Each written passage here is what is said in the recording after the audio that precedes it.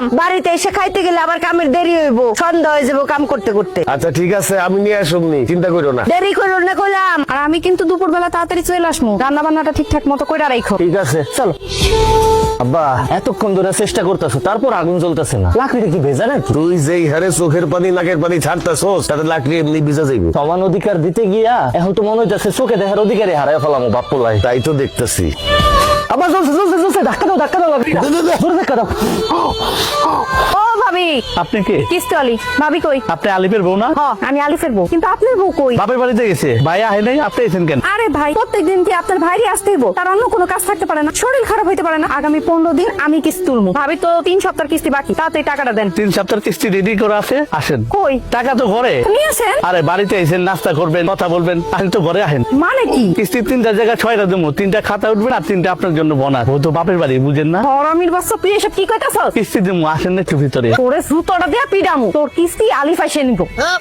6 কিস্তি এক লাগে দিতাম কিন্তু। কিরে রান্নার খবর কি? রান্না হইছে? ভাত হইছে? সব ভাত তো হইছে, তবে ছোট্ট একটা সমস্যা হয়ে গেছে। সমস্যা কি? বুঝছি।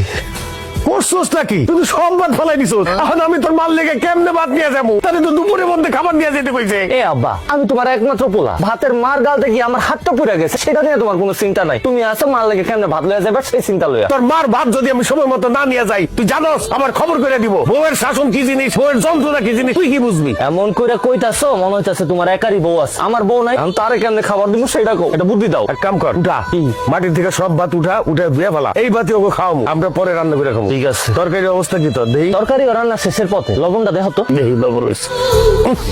করছস কি? কিসে? লবণ দিতে দেস নাই? কি কও, লবণ দিছি তো, খারাপ আবার দিতাছি। দে এবার দেখো তো। দেখি। ভাই নাই তো, আরো দে। এবার দেখো, ফুসকেন সব হারাইয়া ফেলাইছো। তুমি তো একই চামচের থেকে বারবার লবণ সাইকা দেখতেছো, লবণটা হইবটা কেমনে? এখান থেকে দেখো, পাতিল থেকে দেখো, দেখো।